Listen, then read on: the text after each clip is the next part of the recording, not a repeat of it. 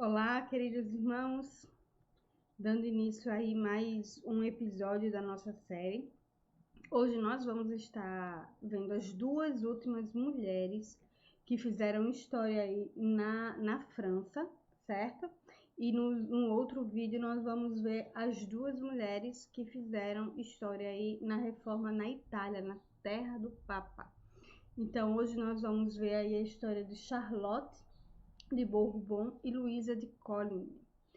Então, as duas últimas mulheres fizeram história aí na França, né? A França que tem aí sua história marcada por revoluções e pelo terrível dia 24 de agosto, né? Que foi aí o terrível, massacre de São Bartolomeu, onde mais de 25 mil huguenotes foram mortos. Isso só lá na França, né?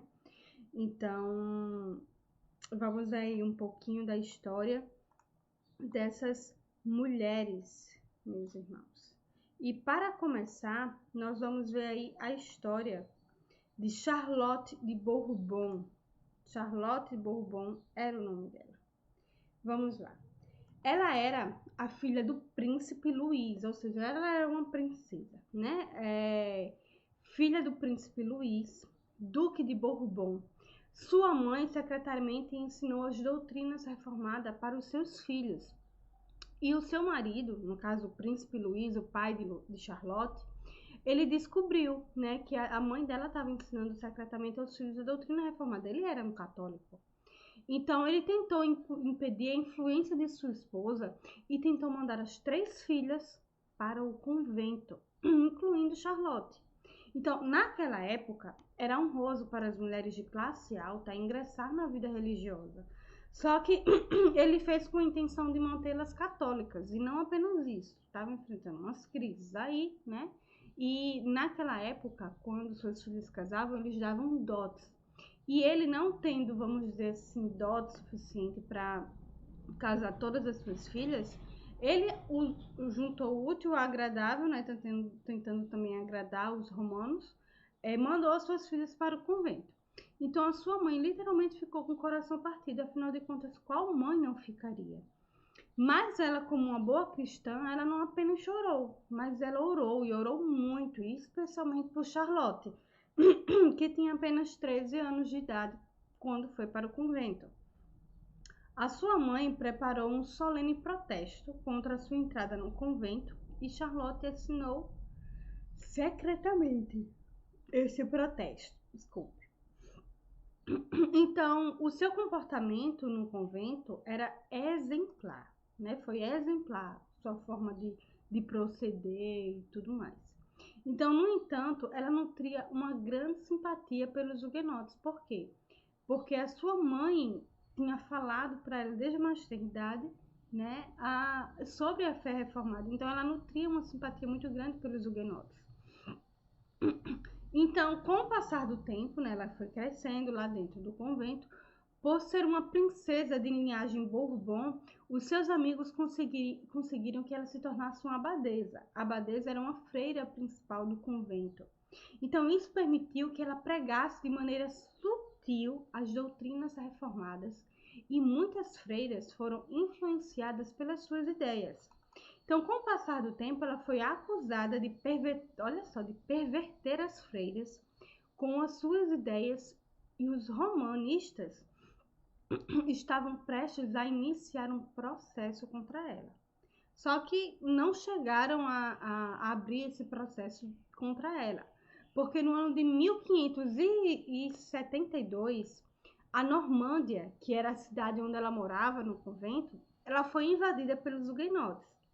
E aqui, irmãos, vale salientar que naquela época se havia muitas guerras religiosas, né? E dentre elas, os huguenotes contra os católicos. E aqui os huguenotes haviam conquistado a Normândia, a cidade onde ela estava. E com a invasão, né, com a invasão da cidade, as portas do convento literalmente foram abertas, né? E também, nesse mesmo ano de 1572, ocorreu o massacre de São Bartolomeu. Foi um que eu já falei para vocês, se vocês nunca ouviram falar, deem uma pesquisada no massacre de São Bartolomeu. A gente deu só umas pinceladas nos vídeos anteriores, né? Mas foi nesse ano aí de 1572 que houve aí o terrível massacre de São Bartolomeu. Então, com a invasão, as portas do convento foram abertas e ela, Charlotte, teve a oportunidade de desistir de sua vida de freira. Então, em virtude do perigo de que sua vida corria, ela deixou a França e foi para Heidelberg. E foi recebida como uma filha pelo príncipe, né, por eleitor Frederico III, que foi quem ordenou e elaborou o catecismo de Heidelberg. E eu sugiro a vocês, se vocês nunca ouviram falar do catecismo de Heidelberg, que também é um belo catecismo, um belo ensino aí das doutrinas reformadas, bem como o catecismo de Westminster e outros catecismos que foram elaborados. Então, o catecismo de Heidelberg foi elaborado pelo príncipe eleitor Frederico III, né, quem ordenou e elaborou o catecismo, que tem aí um legado muito grande na história reformada. Então, ela estava lá nesse berço, a Charlotte. Ela foi recebida por este homem que foi responsável por elaborar aí esse catecismo. Então, ela estava bebendo ali da mais pura fonte, né, da reforma, né, dos ideais reformados, da fé reformada.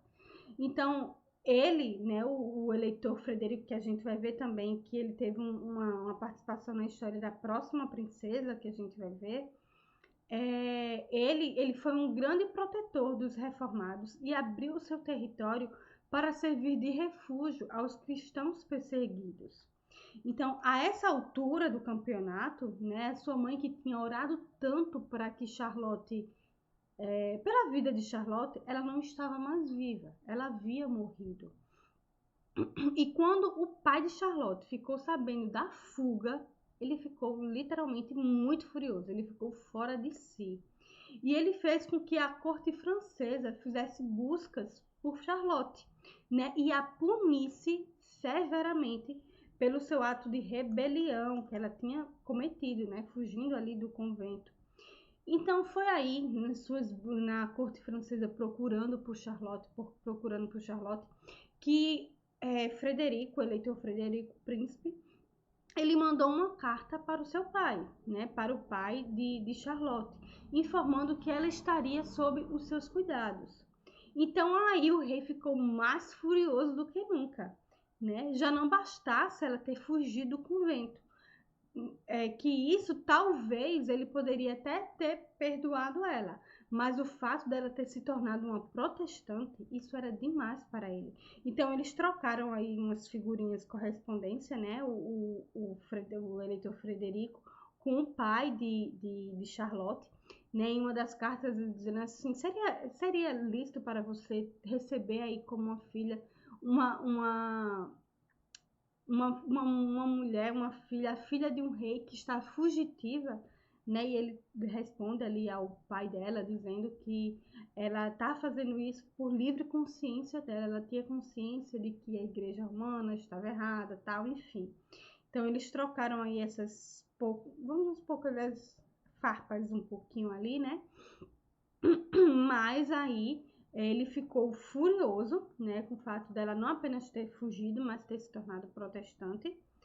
E ele pediu, né, ele ainda tentou fazer com que ela voltasse para sua terra, tentou fazer com que ela voltasse à doutrina romana, né, da igreja romana, mas tudo isso ela não teve acordo com ela. Então ele disse que seria preferível que ela ficasse por lá mesmo, né, por onde ela estava, pois vindo para a terra de seu pai iria causar um escândalo e seria a desgraça, vejam só, seria a desgraça de sua velhice. Então ela passou 3 anos na corte palatina, que era onde o eleitor Frederico era príncipe ali, né? Até que o príncipe Guilherme de Orange, o soberano da Holanda, pediu a sua mão em casamento. O seu pai agora, né, viu nisto a oportunidade de um casamento brilhante, de um brilhante casamento. Até porque ela iria se casar com o principal estadista da Europa, né? Então, 3 anos depois, aí o seu pai mudou aí um pouquinho de ideia, né? E achou o máximo o casamento, até porque o príncipe, o maior estadista da Europa, né, tinha pedido a mão de sua filha em casamento. Então, em 1575, eles se casaram. Isso, né, depois que houve ali o massacre de São Bartolomeu, né? Então, ambos, né, tanto ela quanto o príncipe Guilherme, eram da igreja reformada. E eles tinham a mesma fé, as mesmas motivações caridosas e as mesmas esperanças. E como disse o irmão de Guilherme, né, o conde John de Nassau, a respeito de Charlotte, né? Ela era uma distinta esposa pelas suas virtudes, piedade e inteligência. Então, assim como as demais mulheres piedosas que vimos até então, até aqui, o seu casamento também lhe acarretou novos cuidados e grandes ansiedades. O seu esposo estava engajado em uma terrível guerra contra a Espanha. A Espanha tinha feito de tudo para que o seu casamento com Charlotte não acontecesse, porque ele tinha se casado antes dela, né? Charlotte seria sua segunda esposa, porque a sua primeira esposa havia traído. Então, a Espanha ali tinha feito de tudo para que esse casamento não saísse, principalmente sendo ela, né, uma reformada. Então, tentando derrotá-lo de todos os meios e não conseguindo, o rei da Espanha ofereceu uma recompensa muito alta para quem trouxesse o príncipe Guilherme, o marido de Charlotte, vivo ou morto. Então, Charlotte vivia em constante temor pela vida de seu marido. E então, 2 espanhóis, né, tramaram matá-lo, o príncipe Guilherme, na sua própria casa.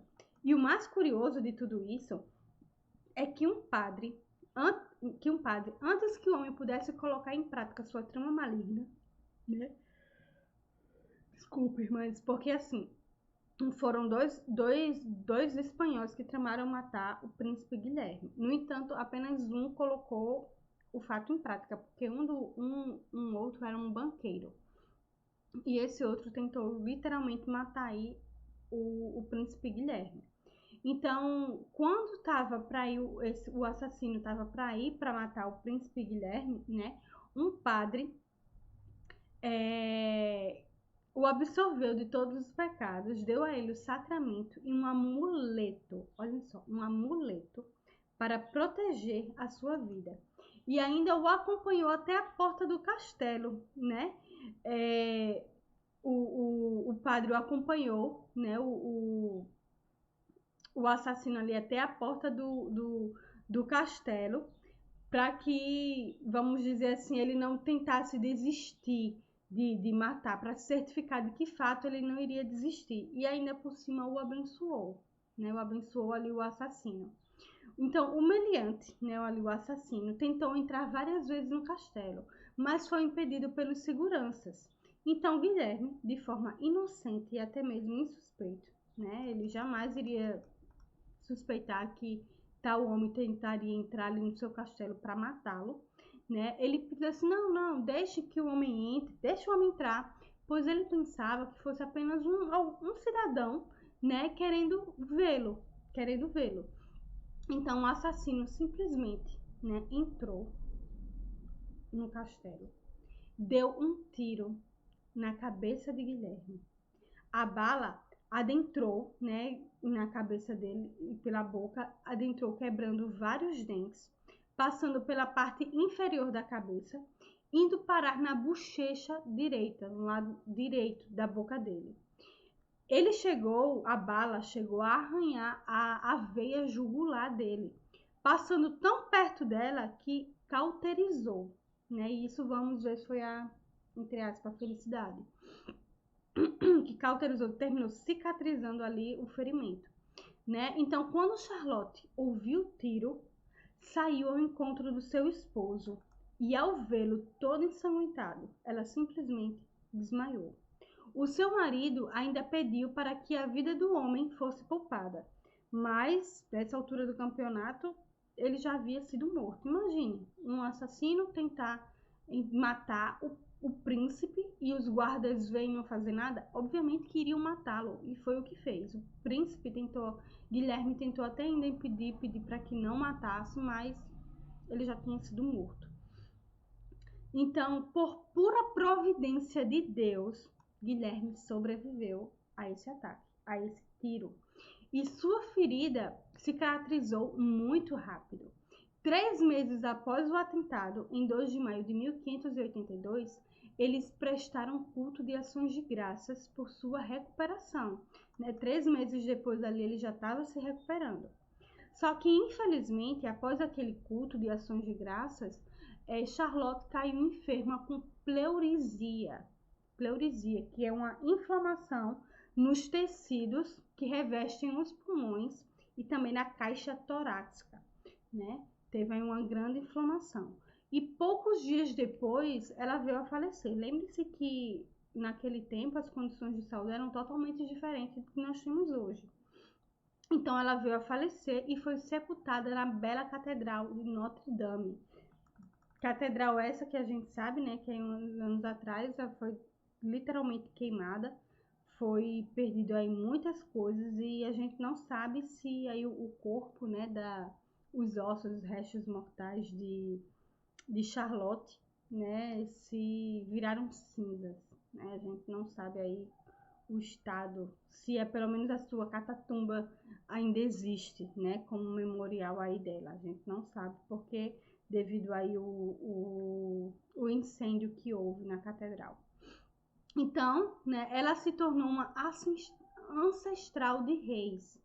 A sua filha veio a casar-se com o filho de eleitor Frederico III, aquele que tão gentilmente havia abrigado e protegido, de forma que a rainha Vitória da Inglaterra foi sua descendente direta. Então, e foi portanto desse modo, né, que uma freira se tornou reformada e uma princesa veio a ser mãe de reis, sendo agora uma santa na corte do rei dos reis. Então, olhem só, a sua filha casou com o filho do Frederico, do eleitor Frederico III, né? Então, assim, veja aí um legado que ela deixou, né, para sua para gerações, né? Vamos dizer assim, ela foi descendente de reis, vamos dizer assim, dela descendeu reis e rainhas e que fizeram história e que defenderam aí a fé reformada, né? Esse aí foi um pouco um breve relato da história de Charlotte de Bourbon. Então ela faleceu, né? Mas o seu marido aí continuou, né? Ela morreu deixando aí mais ou menos uns 6 filhos, né? Pelo menos pequenos, o que a gente vai ver no próximo história.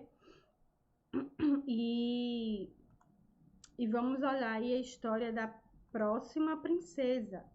Vejam aí, Charlotte de Bourbon foi a princesa de Orange e Luísa de Bourbon, que também foi a princesa de Orange. E vamos ver aí um pouquinho da história de Luísa de Coligny. Coligny, talvez, não sei se vocês prestaram atenção, mas a gente já falou um pouquinho dele aí, de Coligny, nos vídeos anteriores. Então, o seu pai, né, era o... Deixa eu ver se tá aqui para vocês direitinho, tá, Luísa?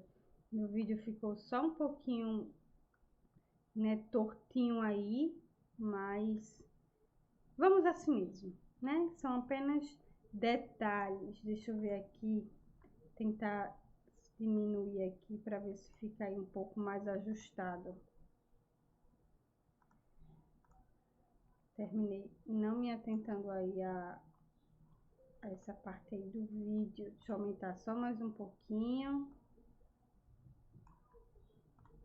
Tá bom, vai ficar assim mesmo. Luísa de Coligny, né? Vamos ver aí um pouquinho da história desta nobre senhora. O seu pai havia sido o almirante Coligny, amigo e conselheiro da rainha Margarete de Navarra, que a gente estudou aí e viu um pouquinho da história dela. A sua mãe era também uma mulher piedosa e reformada, e ambos, seus pais, né, deram, além de uma boa educação, o que eles tinham de mais precioso, que era a sua fé reformada. Então, ainda muito jovem, aproximadamente aos 18 anos, ela se casou com um dos oficiais de seu pai, um jovem com tanta sabedoria que foi admitido ao Conselho dos Huguenotes. O seu nome era Charles de Telligny, foi aí com os 18 anos que ela casou. Só que naquela terrível noite de 24 de agosto de 1572, a noite do massacre de São Bartolomeu, onde 25.000 huguenotes foram mortos só em Paris 25.000 huguenotes foram mortos, Luísa, o seu esposo e toda a sua família estavam na França, no casamento do filho de Margarete Navarra. Lembra ali que Margarete lutou algumas guerras ali, e ela tinha feito um acordo de paz, basicamente, entre os huguenotes e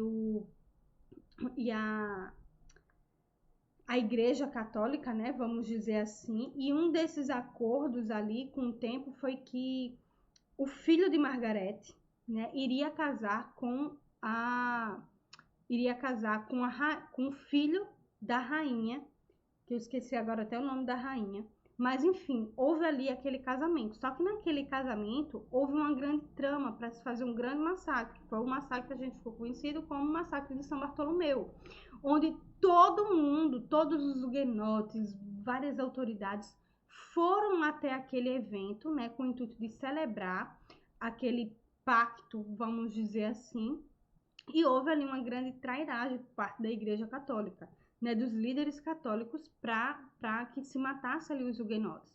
E, assim como muitos outros se dirigiram para aquele local, Luísa, o almirante Coligny, que era foi um grande nome para a França, de defesa, que defendeu, né, as guerras ali da França. Ele era um líder, né, lutou pela causa dos huguenotes, da fé reformada. Então, ele estava ali também, juntamente com toda a sua família, naquele casamento do filho de Margarete Navarra. Inclusive, ele, contra a vontade de Margarete, influenciou para que ela aceitasse ali aquele casamento. Então, fazendo aí esse pequeno resumozinho aí, né, ele estava lá no dia do massacre de São Bartolomeu. E ela, no caso, a Luísa, né, pela providência divina, juntamente com alguns de seus familiares, escaparam do massacre. Só que, aos 19 anos de idade, ela casou com 18, né, e aos 19 anos de idade, ela se tornou órfã, porque o seu pai, o almirante Coligny, ele foi brutalmente assassinado em seu quarto. Ela se tornou viúva, porque mataram o seu esposo, né? Ela perdeu, além de muitos amigos, perderam seu pai e ficou órfã e viúva. O seu marido também mataram ele. E ela ficou pobre e exilada, porque tomaram todos os bens do seu pai. Então, o seu casamento durou aproximadamente um ano, apenas um ano. Com 18 anos ela casou, com 19 anos ela ficou viúva. E ela, assim como Charlotte, ela se refugiou em Heidelberg e foi recebida pelo príncipe eleitor Frederico III, o mesmo que acolheu Charlotte, né? Então, os franceses ofereceram propriedades se ela renunciasse à sua fé reformada. Ela estava pobre, estava refugiada. Então, os franceses, olha, nós te damos aí bens, terras e tudo mais se você voltar para a Igreja Católica. Mas ela preferiu a pobreza a todas as riquezas da França. Então, ela ficou exilada, né, lá em Heidelberg. Ela conheceu Charlotte e elas se tornaram uma só alma em sofrimento e amizade. Luísa já estava viúva há 11 anos. 11 anos se passaram e ela permaneceu viúva. E Charlotte a sua amiga, que a gente olhou agora a história dela, Charlotte havia morrido há cerca de 1 ano atrás, né? Charlotte morreu, deixou aí uma penca de filhos, 6 meninas, foram meninas para criar.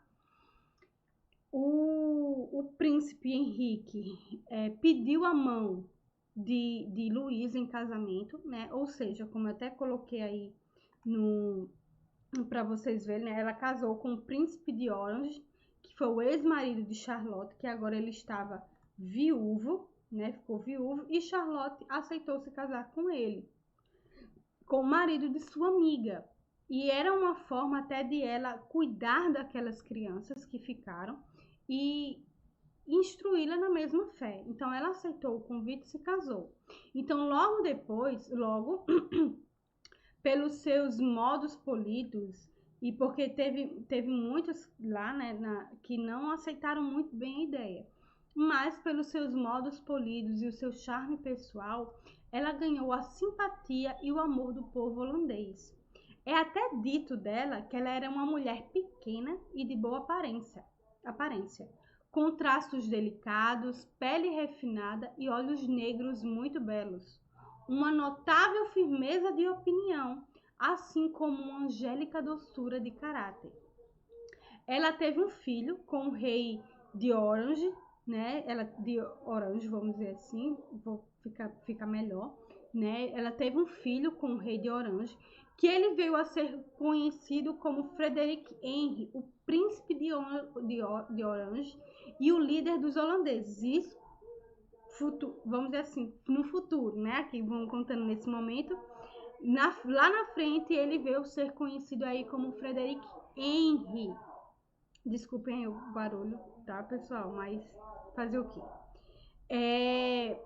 Então, Luísa, né, teve esse filho dele, porque até então ela só tinha o príncipe, Charlotte tinha dado mulheres para ele como filhas, e ela agora tinha dado a ele um filho homem, o que os holandeses ficaram muito contentes com isso, né?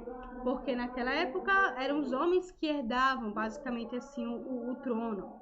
Então ela deu aí esse filho homem para o rei Guilherme, desculpa. Mas Luísa, da mesma forma que Charlotte, temia pela vida do seu esposo, pois a recompensa que o rei da Espanha havia oferecido pela vida do seu esposo continuava válida, né? Um homem chamado Gerard dedicou tanto ao trabalho do príncipe que acabou se tornando um dos seus maiores servos de segurança, de confiança. Mas Luísa, né, com a sua, vamos dizer assim, intuição feminina, via nele ali uma aparência meio sinistra, não ia muito bem com a cara daquele homem que se tornou ali um homem de confiança do seu marido. E ela não estava errada, né? Gerardo, seu servo, numa determinada ocasião, deu 3 tiros no príncipe, motivado aí pela sua ambição, né? Diante da recompensa que ele teria para se matasse o príncipe Guilherme, ele deu 3 tiros no príncipe. E o mesmo, né, o príncipe, sob os efeitos das feridas mortais, clamou: ó Deus, tende misericórdia da minha alma e deste pobre povo. E deste modo, né, Guilherme foi assassinado 2 anos após a primeira tentativa. Lembra que quando ele era casado com Charlotte, tentaram matar ele, né? Deram um tiro na cabeça, mas pela providência divina ele não morreu. Ele não tinha morrido. E 2 anos após a primeira tentativa, né, ele literalmente morreu. E Luísa veio ficar viúva depois de 1 ano e 3 meses de casada, com um bebê de 4 meses de idade. Irmãs, vejam a triste história dessa mulher. Vejam a triste história dessa mulher, que quando casou aos 18 anos, passou aproximadamente um ano casada, ficou viúva. Aí agora casou-se com o marido, com o príncipe Guilherme, e mais uma vez, com um ano e poucos meses, ficou novamente viúva. E agora viúva com um bebê de 4 meses de idade. E além disso, ela cuidou das 6 filhas da esposa anterior de Guilherme, que eram os filhos de Charlotte, né? A mais velha das 6 meninas tinha apenas 8 anos de idade. Então eram meninas pequenas. Então esta missão, né, de cuidar dessas crianças, ela cumpriu fielmente, a ponto de se dizer que ela estampou o próprio caráter dela nas meninas, de modo que elas se pareciam mais com Luís do que com a própria Charlotte, a própria mãe. Então foram essas dificuldades. Fora essas dificuldades, ela ainda enfrentou outras dificuldades em sua caminhada. E nessa época começou a existir as controvérsias religiosas entre calvinistas e arminianos. Vejam só, essa história aí é muito antiga. Então, desde essa época, teve aí essas controvérsias religiosas. E ela veio se tornar arminiana, né? O resultado disso foi que ela se tornou impopular em virtude da controvérsia religiosa e decidiu partir para a França. Quando partiu para a França, a população a vaiou na rua.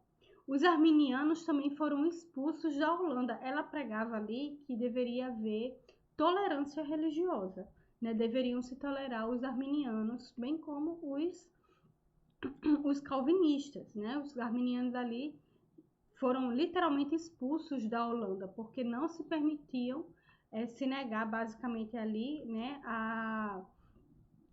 a doutrina da... Ai, meu Deus, me fugiu agora a mente. A doutrina... Enfim, os arminianos, da questão da soberania de Deus com relação à salvação e tudo mais. Então, o seu filho, Frederic Henry, né, isso com um tempo depois ele cresceu, virou adulto, se tornou rei, ele introduziu ali a liberdade religiosa e ele permitiu que os arminianos retornassem para a Holanda. Então, pouco tempo depois da sua saída, quando ela saiu da Holanda, foi expulsa basicamente assim da Holanda, né? Ela veio adoecer. E no seu leito de morte, né, um ardiloso padre veio tentar convertê-la à fé reformada, à fé romana, né, a igreja de Roma. De um lado, no seu leito de enfermidade, de um lado estava lá o seu pastor, e de outro estava lá uma senhora protestante muito devota. Então, ao entrar lá, ao padre adentrar lá o seu quarto, né, ele falou bem assim: Madame, tome cuidado com a sua alma. Você tem 2 espíritos malignos ao seu lado. Mas, imagine você no leito de morte, ainda ter que estar ouvindo certas coisas, né? Então, mas ela permaneceu firme aos seus princípios reformados e segura em sua esperança do céu e da salvação pelos méritos de Cristo. E ainda se diz sobre seu testemunho que nunca houve uma mulher de mais nobre alma e de um amor mais verdadeiro pela justiça do que essa princesa. Então, irmãos, fica aí esse legado que essas 2 mulheres deixaram aí na história da França. Essa e as outras, né, que nós vimos, que foi aí a história na França, da Reforma da França, foi a maior, a mais extensa que a gente viu aí, né, no total de 6 mulheres que fizeram história na Reforma da França, né, começando aí por Margarete de Navarra, né, que lutou aí grandes lutas, e também a Jeanne d'Albret, né, que é conhecida aí como a Joana d'Arc, que foram aí belos testemunhos aí na história da França, né? Então, essa aí nós terminamos aqui o bloco de mulheres na história da França, e no próximo vídeo a gente vamos estar vendo aí as 2 últimas mulheres que fizeram história aí esqueci até o nome do local, na Itália, na terra do Papa. Certo, irmãs? Então fica aí esse legado para as nossas vidas, da história dessas mulheres que de forma brava, brilhante, lutaram por sua fé, fizeram história, deixaram um legado e acima de tudo, né, levaram um legado para os seus filhos, né, deixaram um legado na vida dos seus filhos que vai passando aí de geração em geração e fizeram grande história, e é por causa dessas pessoas, né, um exemplo de pessoas como essas, que nós temos acesso aí à fé reformada, temos liberdade, né, para expressar a nossa fé, confessar a nossa fé e cultuar livremente, né, porque não era assim. Então vamos dar valor, irmãos, vamos dar valor à nossa fé, à nossa liberdade, vamos aprender mais sobre as nossas doutrinas para que possamos defender da mesma forma, se preciso for, com a nossa vida, assim como essas valorosas mulheres, né, deixaram um legado na história, na defesa da sua fé e na propagação do Evangelho de Cristo. Então, terminamos aqui mais um vídeo, mais um episódio da série, e até o próximo vídeo. Fiquem com Deus.